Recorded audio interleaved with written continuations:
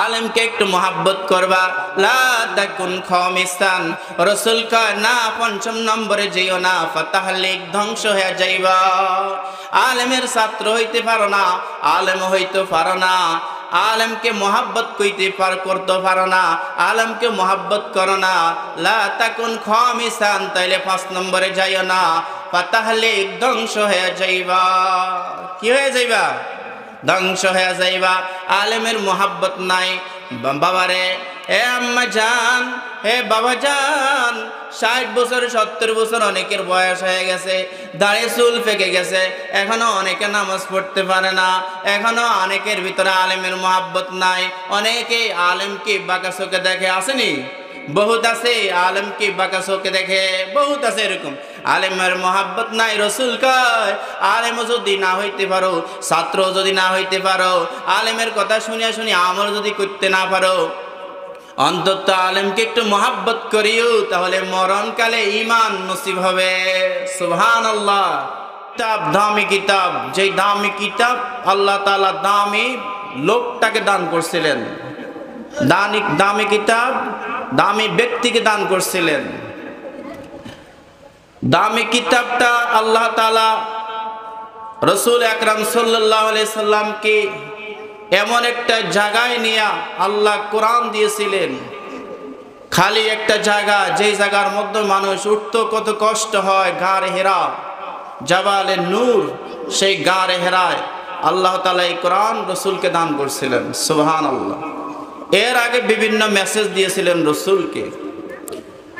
প্রেমিক যখন প্রেমিকাকে মহাব্বত করে, যখন প্রেমিক প্রেমিকাকে ভালোবাসে, আগে মোবাইলের মাধ্যমে মেসেজ দেয়, মোবাইলে জানাইয়া দেয় আমি তোমাকে ভালোবাসি। তবে এই প্রেমিকা সবার সামনে কথা বলা যাবে না, সবার সামনে দেখা করা যাবে না। আগে তোমাকে মোবাইলে জানাই দিতেছি, তোমাকে মোবাইলে মেসেজ দিয়ে দিছি, অমুক নীরব স্থানের জায়গা, সেইখানে যাইয়া আমরা আলোচনা করব। কি করব? আলোচনা করব। সেইখানে প্রেমিক প্রেমিকাকে এমন একটা নীরব জায়গায় নিয়ে যায়, সেইখানের মাধ্যমে আর দুনিয়ার কোনো মানুষ দেখতে পায় না, তারা দুইজন একা একা থাকে। যখন প্রেমিক প্রেমিকাকে কোনো ভালো উন্নত মানের জিনিস দিবেন, তখন একা একা নিয়ে তাকে ওই জিনিসটা, সম্মানিত জিনিসটা দান করে। সুবহানাল্লাহ। বুঝেছেন?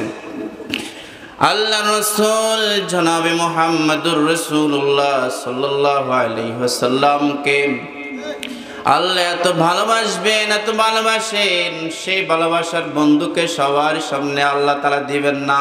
দামি জিনিসটা আল্লাহ তাআলা এমন একটা জায়গায় নিয়ে দিবেন, যেখানের মাধ্যমে কোনো দুনিয়ার মানুষ আর দেখতে পায় না। সুবহানাল্লাহ। বন্ধুকে স্বপ্নের মাধ্যমে মেসেজ দিয়া এরপরে এমন একটা জায়গায় নিয়ে গেলেন, খালি জায়গায় নিয়ে গেলেন, গারে হেরায় গড়তে নিয়ে গেলেন। দীর্ঘদিন সাধনার পর, দীর্ঘদিন ইবাদতের পর রাসূল 40টা দিন গারে হেরার মাধ্যমে রাসূল সেইখানে আল্লাহর ইবাদতে মগ্ন থাকেন। ইবাদত করতে করতে যখন রাসূলের সাথে মহব্বত বেড়ে যায়, মহব্বত বেড়ে যায়, আদর বেড়ে যায়, এমন একটা সময় 40 দিনের মাথায় আল্লাহ তাআলা জিবরাইলকে ডাক দিয়ে কয়, জিবরাইল যাও আমার বন্ধুর কাছে যাও, কোরআন নিয়ে আমার বন্ধুর কাছে যাও। সুবহানাল্লাহ।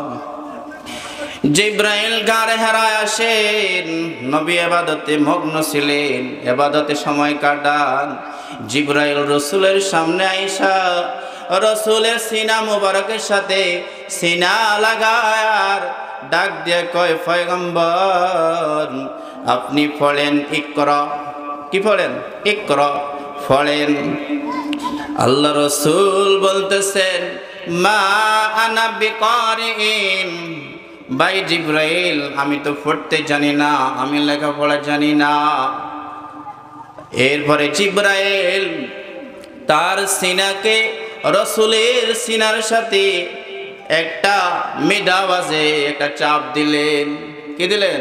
মৃদু আওয়াজে একটা চাপ দিলেন। চাপ দেওয়ার সঙ্গে সঙ্গে রসুলের এমন কষ্ট হয়। রসুল বলেন আমার এত কষ্ট হয়, এত কষ্ট হয়েছে, মনে হয় যে আমার মৃত্যুর মুখে উপনীত হম, এমন কষ্ট হয়েছে জিবরাইলের সাফে।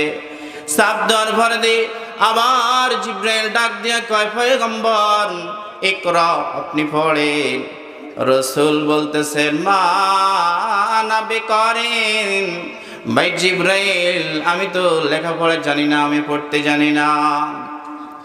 এরপরে জিবরাইল ফাগাত্তানিসানিয়া, দ্বিতীয়বার আবার সাপ দেয় রসুলকে, আবার সিনার সাথে সাপ দেয়, আবার বলে রসুল আপনি পড়েন। রসুল কয় না জিবরাইল ভাই আমি পড়তে জানি না। ফাগাত্তানিসালিসা, তৃতীয় সাপ দেয়। সাপ দেওয়ার সঙ্গে সঙ্গে রসুল কয় আমার এমন কষ্ট হয়ে গেছে, আমার অনেক কষ্ট হয়ে গেছে, মনে হয় যে আমার মৃত্যু হয়ে যাবে, এত কষ্ট হয়েছিল। এরপরে জিবরাইল বলতেছেন ইকরা বিসমি রাব্বিকাল্লাযী খালাক। তৃতীয়বার যখন জিবরাইল বলছিলেন ইকরা বিসমি রাব্বিকাল্লাযী খালাক, পড়েন ইকরা বিসমি রাব্বিকাল্লাযী খালাক। আল্লাহ রসুল জিবরাইলের এই আওয়াজ এই তেলাওয়াত শোনার সঙ্গে সঙ্গে এবার রসুল বলতেছেন ইকরা বিসমি রাব্বিকাল্লাযী খালাক। সুবহানাল্লাহ, ফার্স্ট আয়াত কারিমা জিবরাইল তেলাওয়াত করে শোনান, আল্লাহ রসুল ফার্স্ট আয়াত কারিমা তেলাওয়াত করে। সুবহানাল্লাহ। তিনটা সাপ দিলেন। কয়টা সাপ? তিনটা সাপ দিয়া কষ্ট দিয়া তারপরে কোরআনটা দিছেন। কেন কষ্ট দিলেন? কেন রসুলকে দুজাহানের সর্দারকে কষ্ট দিয়া 3 নম্বরে কোরআন দিছেন, তৃতীয়বারে কোরআন পড়ছে? কেন কষ্ট দিলেন? বুঝায় ও পয়গম্বর এটা এমন একটা দামি কিতাব, এমন একটা দামি গ্রন্থ, এটা কষ্ট ছাড়া মেহনত ছাড়া এটা পাওয়া যাবে না। এটা পাইতে হলে সাধনা করতে হবে, এটা শিখতে হবে, এটা মেহনত করতে হবে, এটা পড়তে হবে। কি করতে হবে? পড়তে হবে। কষ্ট হইলেও কোরআন শিখতে হবে, কষ্ট হইলেও কোরআন পড়তে হবে, নচেত মাওলার সাথে সম্পর্ক অর্জন হবে না। কোরআন কোথায় পড়ায়? মাদ্রাসায় না স্কুলে? এমন একটা প্রতিষ্ঠান আল মাদ্রাসাতুল লিরাসূলিল্লাহ, রসুলের ঘরে মাদ্রাসা। আল মাদ্রাসাতুল লিরাসূলিল্লাহ, আল মসজিদু বাইতুল্লাহ, মসজিদ আল্লাহর ঘর, মাদ্রাসা রসুলের ঘর। যেই মাদ্রাসার মধ্যে 24টা ঘন্টায় কোরআন তেলাওয়াত হয় না নি? মাদ্রাসাগুলোর মধ্যে কোরআন তেলাওয়াত হয়নি? 24টা ঘন্টায় কোরআন তেলাওয়াত করে ছাত্ররা, মেহনত করে, চেষ্টা করিয়া এই কোরআন কি বুকে ধারণ করে। সুবহানাল্লাহ। তাহলে জিবরাইল পয়গম্বরকে ডাক দিয়ে বলে ও পয়গম্বর এই কোরআন কষ্ট ছাড়া মেহনত ছাড়া এই কোরআন অর্জন হবে না। কোরআন কষ্ট করি মেহনত করি আর পরে দিয়ে আমার মালিকের সাথে সম্পর্ক অর্জন হবে। বুঝে আসছেন? এরপরে দি পয়গম্বরকে ডাক দিয়ে জিবরাইল কয় ও নবী 3 বার বললাম পড়ার জন্য, প্রথম 2 বারে কিন্তু আপনি পড়লেন না, তৃতীয়বারের পরে দিয়ে আপনি পড়লেন, কারণটা কি? আল্লাহ রসুল কয় ভাই জিবরাইল প্রথম 2 বারে বলছিলেন পড়ো, শুধু পড়ার জন্য বলছিলেন। কি পড়বো এটা তো বলেন নাই, কার নামে পড়বো এটা তো বলেন নাই, শুধু পড়ো এটা বলছিলেন। সুবহানাল্লাহ। বুঝাচ্ছেন? কয় ভাই জিবরাইল প্রথম 2 বার না পড়ার কারণ প্রথম 2 বারে আপনি শুধু পড়েন, ইকরা শব্দ বলছেন, পড়েন তো কি পড়বো, কার নামে পড়বো? 3 নম্বরে যখন কতগুলো শব্দ বাড়ায়া বলছিলেন, তো ওই শব্দগুলো আমি পড়তে আরম্ভ করি। সুবহানাল্লাহ। কার নামে পড়বো? ওই শব্দের ভিতরে ঢুকানো আছে ইকরা বিসমি রাব্বিকাল্লাযী খালাক, পড়েন আপনার পালনকর্তার নামে যিনি সৃষ্টি করেছেন। সুবহানাল্লাহ। বুঝে আসছেন? প্রথম 2 বারে পড়ো এতটুকু আছে, তৃতীয়বার যখন বলছিলেন ভাই জিবরাইল আপনার পালনকর্তার নামে পড়েন, এরপরে আমি আমার পালনকর্তার নামে পড়া শুরু করছি। সুবহানাল্লাহ। তাইলে কোন পড়ায় কোন জায়গার মধ্যে পালনকর্তার পড়া হয়, কোন জায়গার মধ্যে আল্লাহর নামের পড়া হয়? মাদ্রাসাগুলোর মাধ্যমে যখন এই ওস্তাদ ক্লাসের মাধ্যমে আসে তখনই তো বিসমিল্লাহির রহমানির রহিম পড়া আরম্ভ করে। পড়েনি? কতবার তেলাওয়াত হয় এই বিসমিল্লাহ আল্লাহর নামটা, কতবার তেলাওয়াত হয়। আর স্কুলের মাধ্যমে কলেজের মাধ্যমে কয়বার আল্লাহর নাম হয়, কয়বার আল্লাহর নামটা নেওয়া হয়? হ্যাঁ, কোন ক্লাসের মধ্যে কয় ক্লাসের মধ্যে আল্লাহর নাম দিয়ে শুরু করে? যেই সন্তানটাকে, যে মায়ের কলিজার টুকরা আদরের সন্তানটাকে বিসমিল্লাহ পড়াটা আরম্ভ করে দিল, ওই সন্তানটা কখনো বেয়াদব ওয়ালা সন্তান হবে না। ওই সন্তানের দ্বারা কখনো মা দুঃখ কষ্ট ভোগ করতে হবে না। যেই সন্তান কোরআন তেলাওয়াতের মাধ্যমে পড়া শুরু করে, যেই সন্তান আল্লাহর নামের পড়া শুরু করে, ওই সন্তানের দ্বারা কখনো মা অশালীন ভাষা শুনবে না, খারাপ আচরণ শুনবে না। কখনো ওই সন্তান মায়ের কলিজায় হাত দিবে না, কখনো সন্তান বাবার গায়ে হাত দিবে না, কখনো সন্তান মায়ের গায়ের মাধ্যমে হাত দিবে না। কোরআনওয়ালা সন্তানে সব সময় আদবওয়ালা সন্তান হয়, সব সময় নেককার সন্তান হয়। যেই সন্তানটাকে মা কোরআন তেলাওয়াতে সন্তানকে উঠাবে, কোরআন শিক্ষায় শিক্ষিত করবে, আল্লাহ রসুলের দোয়া আছে মা বাবার উপরে। কি আছে? রহিমাল্লাহ। কে? আল্লাহ রসুল বলেন রহিমাল্লাহ ওয়ালিদান, ও আল্লাহ আপনি ওই মা বাবার প্রতি রহম করেন। কে দোয়া করেন? কথা কয় না? দু জাহানের সরদার নবী মুহাম্মদুর রাসূলুল্লাহ দোয়া করেন রহিমাল্লাহ ওয়ালিদান, ও আল্লাহ আপনি ওই মা বাবার প্রতি রহম করেন। আনা ওয়ালাদাহু আলা বিররিহি, ও আল্লাহ যেই মা যেই বাবা তার সন্তানকে নেক কাজের উপরে সন্তানটাকে উঠাবে, নেক কাজ করার প্রতি সন্তানটাকে সহযোগিতা করবে। কি করবে? সহযোগিতা করবে, সাহায্য করবে, মাদ্রাসায় পাঠাবে, নামাজে পাঠাবে, ভালো কাজ করার প্রতি উদ্বুদ্ধ করবে মা বাবা সন্তানকে। ওই মা বাবার উপরে আল্লাহ রসুল দোয়া করছেন রহিমাল্লাহু ওয়ালিদান, ওই মা বাবার প্রতি আল্লাহর খাস রহমত বর্ষিত হোক। সুবহানাল্লাহ।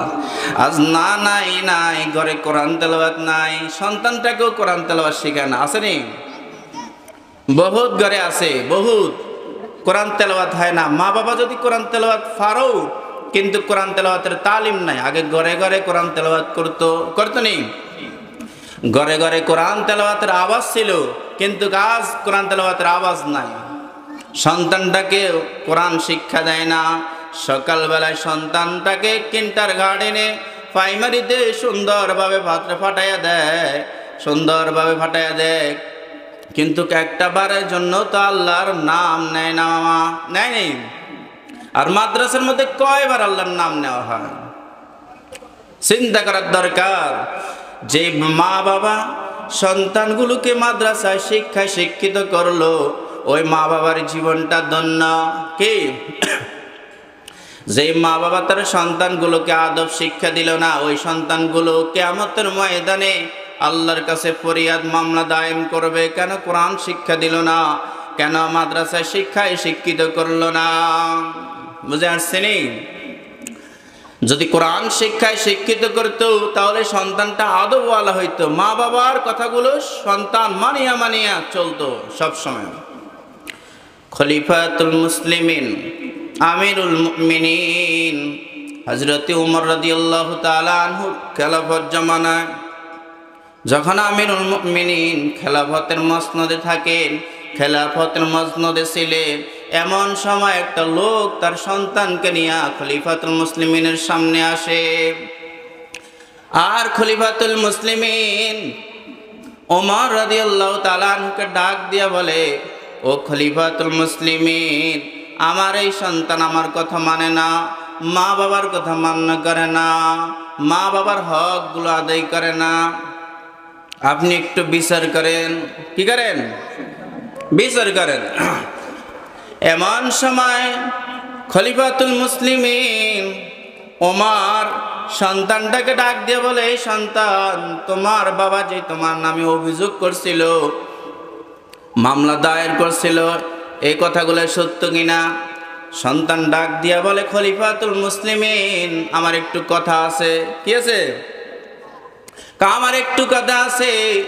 খলিফাতুল মুসলিমিন ওমর রাদিয়াল্লাহু তাআলা আনহু ডাক দিয়া কয়, কি তোমার শর্ত, কি তোমার দায়ের বলো।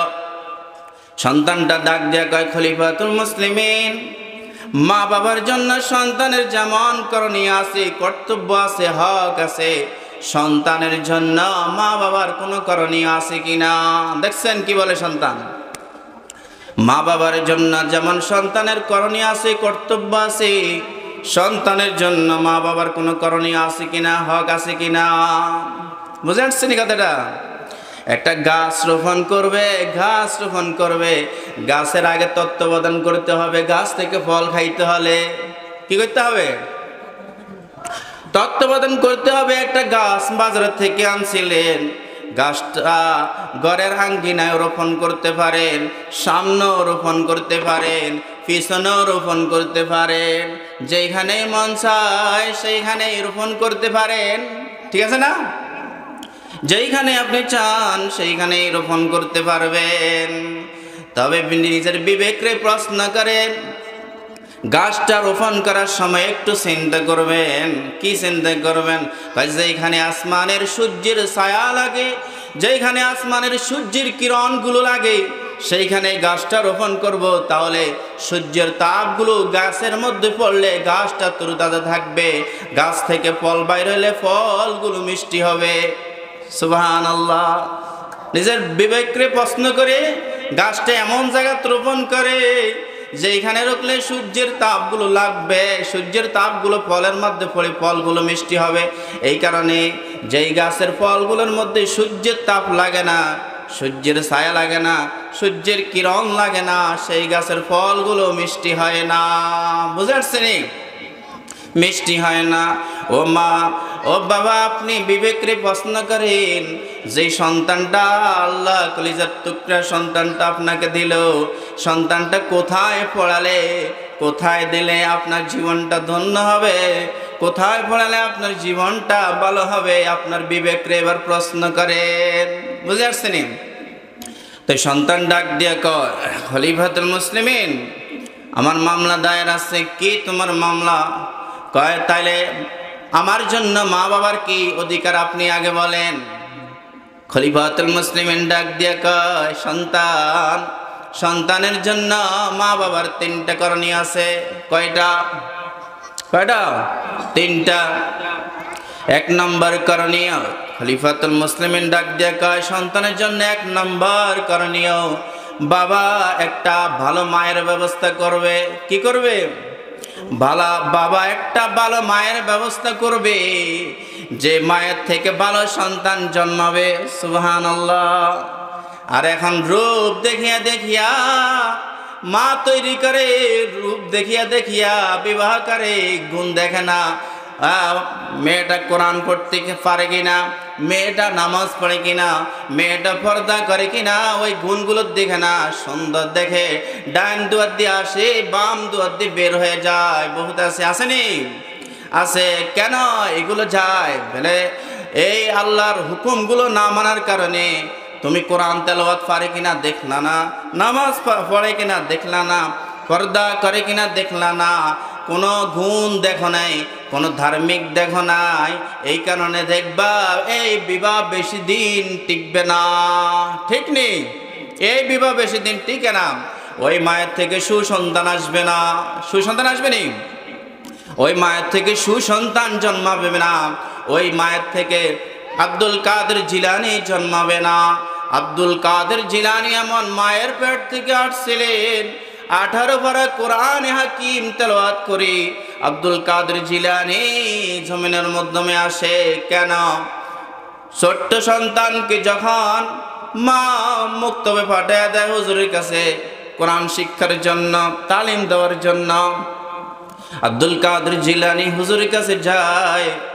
যাওয়ার পরে হুজুর বিসমিল্লাহির রহমানির রহিম পড়ায়। সন্তান বিসমিল্লাহির রহমানির রহিম পড়ে সূরাতুল ফাতিহা তেলাওয়াত করে 18 পারা কোরআনে হাকিম তেলাওয়াত করিয়া হুজুরকে শুনাইয়া দেয়। হুজুর আশ্চর্য হয়ে গেছে, কি তোমার আম্মু আমার সাথে মনে মস্কারি করছিল, তুমি দে হাফেজ, তুমি সবগুলো পড়তেছ। হুজুর তার আম্মা জানকে ডাক দিয়ে বলে, আম্মা জান আপনি আমার সাথে মনে হয় যে মস্কারি করতে আছেন। কি করতে আছেন? আপনার সন্তান তো সব পাইতে আছে, দেখ 18 পারা কোরআনে হাকিম তেলাওয়াত করে আমাকে শুনাইয়া দিছে। সুবহানাল্লাহ। মা ডাক দিয়ে কয়, না হুজুর না, আমি তো এখনো তাকে মাদ্রাসায় পাঠাই নাই, এখনো তো ওস্তাদের কাছে পাঠাই নাই। তো হুজুর ডাক দিয়ে কয়, মা গো মা, আপনি সন্তানের পিছনে কতটুকু অবদান রাখছিলেন, কি করছিলেন গো মা, একটু বলেন। হুজুরকে ডাক দিয়ে বলতেছে, আম্মা জান হুজুর গো শোনেন, এই সন্তানকে যখন দুধ পান করায় আর আল্লাহর কালামগুলো আমি তেলাওয়াত করি শুনাই, সুবহানাল্লাহ, প্রতিদিন দুধ পান করায়, ওযুর সাথে দুধ পান করায় আর আল্লাহর কালাম তেলাওয়াত করি, সুবহানাল্লাহ। হুজুর গো এই আমলটা করছিলাম, আমার মনে হয় আল্লাহ এই আমলের কারণে সন্তানের কলিজায় কোরআন ঢুকাইয়া দিছে, সুবহানাল্লাহ। বুঝতে পারছেন? দেখছেন? তাহলে 1 নম্বরে ভালো মায়ের ব্যবস্থা করতে বলছে। তাহলে আমিরুল মুমিনিন সন্তানকে ডাক দিয়ে কয়, 1 নম্বরে বাবা ভালো মায়ের ব্যবস্থা করবে। এবার যারা বিবাহ করেন নাই এবার চিন্তা করেন, কি রূপ দেখবেন না গুণ দেখবেন। গুণগত মানুষ মাওলার কাছে সম্মানিত, গুণগত মানুষ আল্লাহর কাছে সম্মানিত, বংশগত মানুষ জন্মগত মানুষ মাওলার কাছে সম্মানিত না। আল্লাহর কাছে যাইতে হলে, আল্লাহর সাথে বান্দার মোহাব্বত পাইতে হলে গুণগত মানুষ হইতে হবে। বলে গুণগত মানুষ কাকে বলে? যার ভিতরে কোরআন আছে তাকে বলা হয় গুণগত মানুষ, সুবহানাল্লাহ। সূরাতুর রহমানের মাধ্যমে আল্লাহ তাআলা বলছেন, আর রহমান দয়াময় আল্লাহ, আল্লামাল কুরআন শিক্ষা দিয়েছেন কোরআন, খালাকাল ইনসান সৃষ্টি করেছেন মানুষ। আল্লাহ কয়, আমি আল্লাহ দয়াময় রহমান, শিক্ষা দিয়েছি কোরআন, সৃষ্টি করেছি মানুষ। আগে কি মানুষ সৃষ্টি হওয়া এটা বলতো? আগে বলতো খালাকাল ইনসান, আমি মানুষ সৃষ্টি করছি। এরপরে বলা উচিত ছিল আল্লামাল কোরআন, এরপরে কোরআন শিক্ষার কথা বলা উচিত ছিল, ঠিক আছে না? কিন্তু আল্লাহর দৃষ্টিতে আল্লাহ কি বললেন? আমি শিক্ষা দিয়েছি কোরআন, সৃষ্টি করেছি মানুষ। বুঝতে পারছেন? আগে কোরআন শিখাইছে আল্লাহ, এরপরে তো মানুষ সৃষ্টি করছে। কি আগে মানুষ সৃষ্টি করছি এই কথা বলা উচিত ছিল না নি? তা আল্লাহ কি বলে?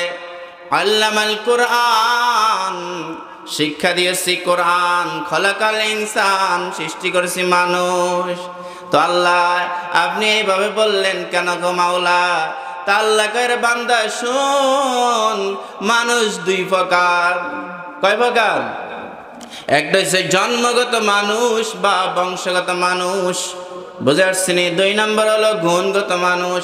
বংশগত মানুষ আল্লাহর কাছে দাম নাই, গুণগত মানুষ আল্লাহর কাছে দামি। গুণগত মানুষ কাকে বলে? আল্লাহ ডাক দিয়ে কয়, আর রহমান, আমি হলাম রহমান, দয়াময় রহমান।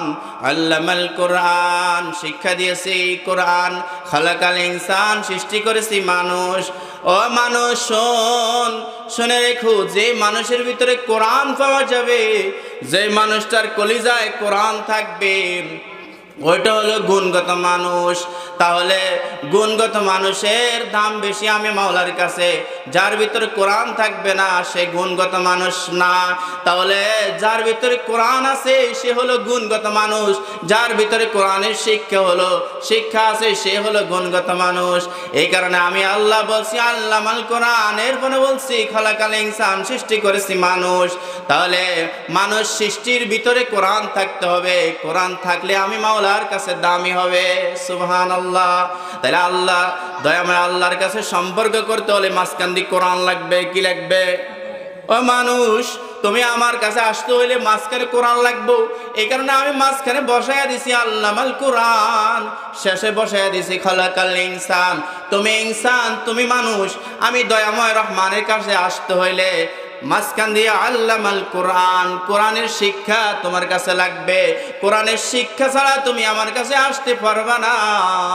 মানুষ তোমাকে সৃষ্টি করছি মাঝখান দিয়ে কোরআনের সাথে সম্পর্ক করে দয়াময় আমি আল্লাহর কাছে আসা লাগবে। সুবহানাল্লাহ। বুঝে আসছেন কথাটা? এই কারণে খলিফাতুল মুসলিমিন কয়েক নম্বরে কি ভালো মায়ের ব্যবস্থা করতে হবে। বুঝে আসছে তো কথাগুলো? বুঝেন? 2 নম্বর সন্তান ডাক দিয়ে কয়, ও খলিফাতুল মুসলিমিন, 2 নম্বর কারণ কি? 2 নম্বরটা কি? 2 নম্বর হক সন্তানের জন্য মা বাবার 2 নম্বর হক কি? হযরতে খলিফাতুল মুসলিমিন ওমর রাদিয়াল্লাহু তাআলা আনহু ডাক দিয়ে বলে, ও সন্তান শোনো, 2 নম্বর হলো সন্তানের বাবা সন্তানের একটা সুন্দর নাম রাখবে। কি রাখবে? সুন্দর একটা নাম রাখবে, সুন্দর একটা ইসলামিক নাম রাখবে, সুন্দর একটা ধার্মিক নাম রাখবে। যেই নামটা শুনলে ভালো লাগে, যেই নামের অর্থটা ভালো, এমন একটা সুন্দর নাম রাখবে। আজকে সন্তানগুলো জন্ম নেয় কত কষ্টের পর, কত মেহনতের পর আল্লাহ তাআলা সন্তান দিছে। সন্তানের নাম কি অশালীন ভাষা রাখে, বেবি রাখে। শুনছেন নি আপনারা? মন্টু রাখে। আমি নিজেই শুনছিলাম মন্টু রাখে, বেবি রাখে। এগুলো কি ধার্মিক কোনো নাম? আকাশ রাখে, আকাশও আছে, নাম আছে না? আকাশও নাম আছে, বেবিও নাম আছে, মন্টুও নাম আছে, মিন্টুও নাম আছে। এটা ধার্মিক নাম না, ধার্মিক নাম না। তাহলে মা সন্তানের জন্য মা বাবার দ্বিতীয় হক, সন্তানের সুন্দর একটা ধার্মিক নাম রাখবে। কি রাখবে? ধার্মিক একটা নাম রাখবে। সন্তান ডাক দিয়া কয়, খলিফাতুল মুসলিমিন 3 নম্বর শর্ত গিয়া আমিরুল মুমিনিন ডাক দিয়া কয়, ও সন্তান 3 নম্বর শর্ত হলো মা বাবা সন্তানটাকে কোরআন শিক্ষা দিবে। সুবহানাল্লাহ। কি শিক্ষা দিবে? তাইলে 1 নম্বর কারণ বলছে কি, মা বাবা ভালো একজন মায়ের ব্যবস্থা করবে, ভালো সন্তান পাইতে হলে। 2 নম্বর সন্তানের সুন্দর একটা নাম রাখবে। 3 নম্বর সন্তানটাকে কোরআনের তালিম দিবে। হয়নি কোরআনের তালিম? বুঝে আসছেন? আল্লাহ রাসূল বলেন, কুন আলিমান, হে আমার উম্মত শোনো, কোন আলিমান, মাদ্রাসায় পড়ে আলেম হও, কোরআন শিখে আলেম হও। তাহলে জীবন যাপনের যত কিছু প্রয়োজন সবগুলো তুমি মাদ্রাসায় পাইবা। সুবহানাল্লাহ। একটা মানুষ তার জীবনে চলার জন্য কি প্রয়োজন সবগুলো মাদ্রাসায় শেখানো হয়।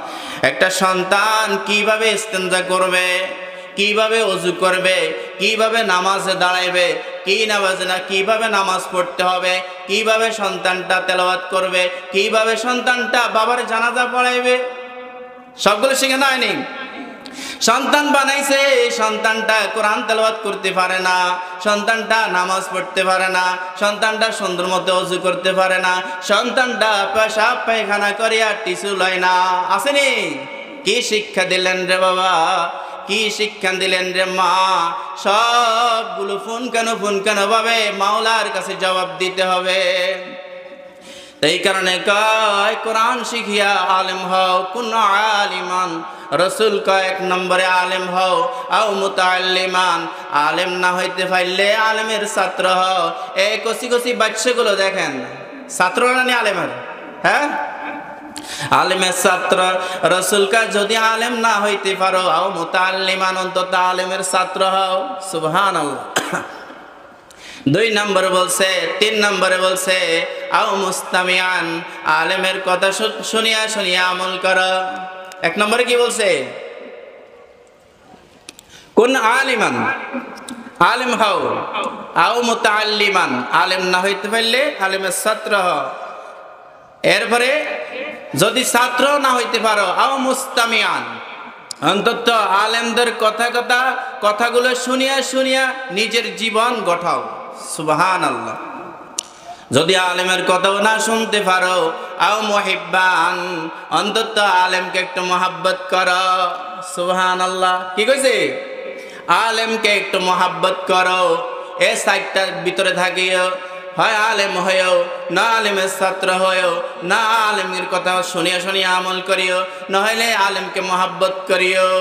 এই সাইটটার ভিতরে থাকিও। লা তাকুন খামিসান, পঞ্চম নম্বরে যাইও না, 5 নম্বরে যাইও না, সাইটটার ভিতরে থাকিও। হয়তো আলেম হয়েও, নত আলেমের ছাত্র হয়েও, নত আলেমের কথা শুনিয়া শুনিয়া আমল করবা, নসেত আলেমকে একটু মহাব্বত করবা, আলেমকে একটু মহাব্বত করবা। লা তাকুন খামিসান, রাসূল কয় না 5ম নম্বরে যাইও না, ফাতাহলিক, ধ্বংস হয়ে যাইবা। আলেমের ছাত্র হইতে পারো না, আলেম হইতে পারো না, আলেমকে মহাব্বত করতে পারো না, আলেমকে মহাব্বত করো না। লা তাকুন খামিসান, তাইলে 5 নম্বরে যাইও না, ফাতাহলিক, ধ্বংস হয়ে যাইবা। কি হয়ে যাইবা? ধ্বংস হয়ে যাইবা। আলেমের মহাব্বত নাই। বাবারে, হে আম্মা জান, হে বাবা জান, 60 বছর 70 বছর অনেকের বয়স হয়ে গেছে, দাড়ি চুল পেকে গেছে, এখনো অনেকে নামাজ পড়তে পারে না, এখনো অনেকের ভিতরে আলেমের মহাব্বত নাই। অনেকে আলেমকে বাঁকা চোখে দেখে, আসেনি? বহুত আছে আলেমকে বাঁকা চোখে দেখে, বহুত আছে এরকম।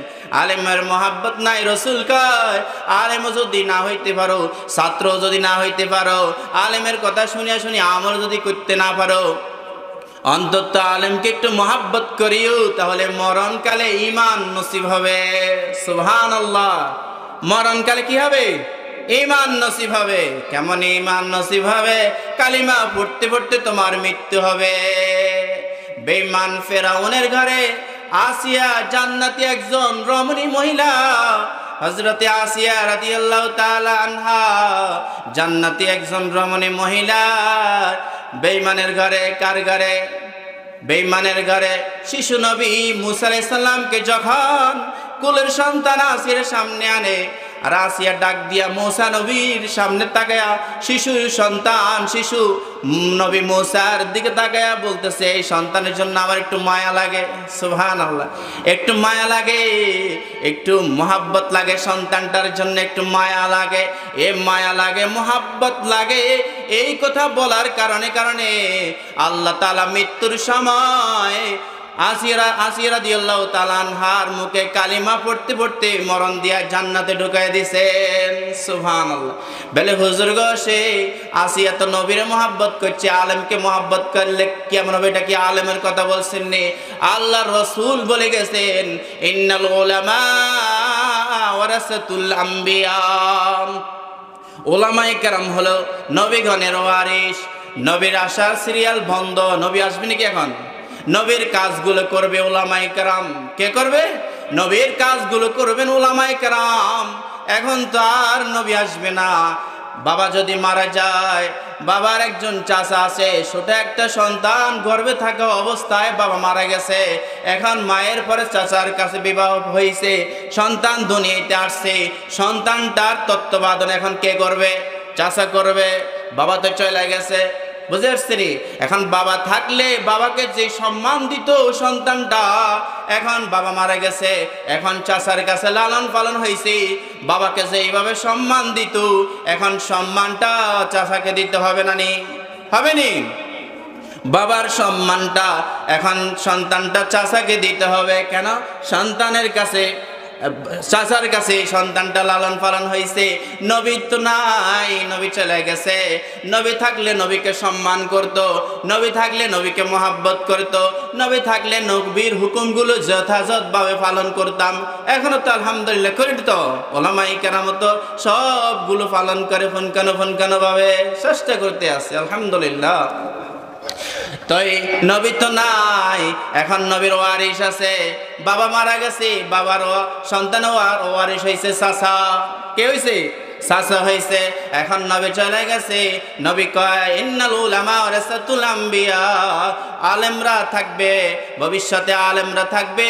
আলেমরা যা বলে সবগুলো শুনিয়া শুনিয়া আমল করবা। সুবহানাল্লাহ। এই কারণে আলেমকে মহাব্বত করিও, তাইলে মরণকালে ঈমান নসিব হবে। সুবহানাল্লাহ। মরণকালে কি হবে? ঈমান নসিব হবে। সন্তানটাকে কোরআনের তালিম দাও রে বাবা। এ আম্মা জান, সন্তানকে কোরআন শিখাও, তাহলে কবরের মাধ্যমে সন্তানের কারণে নাজাত পাইবা। সুবহানাল্লাহ। তাফসীরের কিতাব, মহাগ্রন্থ একটা তাফসীরের কিতাব, তাফসীরে ইবনে কাসির। বুঝে আসছেন? তাফসীরে ইবনে কাসিরের ঘটনা ইমাম ফখরুদ্দীন রাজি রহমাতুল্লাহ আলাইহি তাফসীরে কবির মাধ্যমে ঘটনা উল্লেখ করেন। হযরতে মূসা আলাইহিস সালাতু ওয়াস সালাম রাস্তা দিয়ে যাইতে আছেন। আল্লাহ তাআলা মূসা আলাইহিস সালামকে এমন পারমিশন দিয়ে দিয়েছেন, এমন পারমিশন দিয়েছেন, নবী মূসা কবরবাসীদের সাথে কথা বলতো। সুবহানাল্লাহ। কি বলতো? এমন পারমিশন দিয়েছেন, কবরবাসীদের সাথে কথা বলার সেই পারমিশনটা নবী মূসা আলাইহিস সালামকে আল্লাহ তাআলা দান করছিলেন। রাস্তা দিয়ে যায়, দেখতেছেন কবরের মাধ্যমে আযাব, একটা কবরের মধ্যে আযাব চলতে আছে, আযাব হইতে আছে। নবী মূসা যথাস্থানে চলে গেলেন, নিজ কাজে চলে গেলেন। কিছুক্ষণের মাথায় আবার ফিরে আসলেন। আয়েশা দেখতেছে ওই পাশ, কবরের পাশ দিয়ে যাইতে আছে। এখন দেখতে আছে আযাব বন্ধ, সুন্দর মতে নীরবে শায়িত আছে মৃত ব্যক্তি। আশ্চর্য হয়ে গেছে মূসা আলাইহিস সালাম। ডাক দিয়া কবরবাসীকে ডাক দিয়ে বলতেছে, আল্লাহর বান্দা, যাওয়ার সময় দেখলাম শাস্তি হইতে আছে, আবার আসার সময় দেখলাম তুমি সুন্দর মতে নীরবে ঘুমাইতে আছো, কারণটা কি কারণে বন্ধ হয়ে গেল? ওই মৃত ব্যক্তি ডাক দিয়ে কয়, পয়গম্বর, আমার যখন মৃত্যু হয় দুনিয়া থেকে আসি, আসার সময় পরিবারকে গর্ভ অবস্থায় রেখে আসি। ও পয়গম্বর, আমার মনে হয় ওই আমার সন্তানটা বড় হয়েছে একটু, সন্তানটাকে আমার মনে হয় মাদ্রাসায় পৌঁছাইয়া দিছে। সুবহানাল্লাহ। এর কারণে মনে হয় আমার কবর আযাব বন্ধ। মুহূর্তের মধ্যে জিবরাইল, মুহূর্তের মধ্যে ফেরেশতা শুনাইয়া দেয়, এই মৃত ব্যক্তি তোমাকে কেন মাফ করছে শোনো রে। ফেরেশতা কে আল্লাহ তাআলা ডাক দিয়ে কয়, এই ফেরেশতা, তার কবর আযাব বন্ধ কর, তার কবর আযাব আর দিস না, আর দিও না কবর আযাব। ফেরেশতা ডাক দিয়ে কয়, কেন গো আল্লাহ, এত গুনাহগার, এত নাফরমান, এত কবর আযাব চলবে, কবর আযাব হবে, কেন বন্ধ করব? রব ডাক দিয়া কয়, ফেরেশতারা শুন, এই ব্যক্তি গর্ভ অবস্থায় দুনিয়া থেকে কবরের মাধ্যমে চলে আসে। এই সন্তান একটু বড় হয়েছে, সন্তানটাকে যখন তার মা মাদ্রাসায় পাঠাইয়া দেয়, সন্তানকে যখন মাদ্রাসায় পাঠায়, উস্তাদ পড়ায় বিসমিল্লাহির রহমানির রহিম, সঙ্গে সঙ্গে আমি আল্লাহ তার কবর আযাব বন্ধ করে দিছি। সুবহানাল্লাহ। বুঝতে পারছেন কি কারণে বন্ধ করছেন? কোরআনের কারণে। তাল্লাকায় ফেরেশতারা শুন, ও ফেরেশতারা শুন, এই ব্যক্তির ছেলে, নাবালেগ ছেলে, যার কোনো গুনাহ নাই, গুনাহ আছে নাকি? কোনো গুনাহ নাই, নাবালেগ সন্তান, আমাকে রহমান বলে ডাক দিছে, আমাকে রহিম বলে ডাকছে, আমি কেন তাকে শাস্তি দিব? কেন তাকে শাস্তি দিব? যেই ব্যক্তির সন্তানটা আমাকে রহমান বলে ডাক দিছে, আমাকে রহিম বলে ডাক দিছে, তো আমি যদি তার বাবাকে শাস্তি দিই কবরে, তাহলে আমি রহমান হলাম কেন? কিভাবে আমি রহমান হলাম, কিভাবে রহিম হলাম? বুঝে আসছেন এই কথাগুলো? সন্তানগুলোকে নিজের তালিম দিতে হবে, কোরআনের তালিম দিতে হবে। সন্তানকে সুসন্তান বানাইতে হলে, আদবওয়ালা সন্তান পাইতে হলে, সন্তানের থেকে কিছু পাইতে হলে সন্তানটাকে মাদ্রাসায় শিক্ষিত করতে হবে। বুঝে আসছেন? এই কারণে আবদার জানাইব, যাদের এখনো সন্তান আছে অতি সত্বর মাদ্রাসায় ভর্তি করে দিবেন ইনশাআল্লাহ। আমাদের দৈনন্দিন আলহামদুলিল্লাহ যথাসম্ভব চেষ্টা করতেছি আমরা আলহামদুলিল্লাহ সন্তানগুলোকে মানুষ করার জন্য প্রচুর চেষ্টা করতেছে। হুজুররা তালিম দিচ্ছে কিভাবে একটা সুসন্তান তৈরি হয়, কিভাবে একটা নেককার সন্তান হয়, কিভাবে একটা সন্তানটার উসিলায় সমাজটা আলোকিত হয়। এরকম চেষ্টা প্রচেষ্টা চালিয়ে যাচ্ছে। বুঝতে পারছেন? আল্লাহ তাআলা সকলকে বুঝার আমল করার তৌফিক দান করুন। আসসালামু আলাইকুম ওয়া রাহমাতুল্লাহি ওয়া বারাকাতুহু।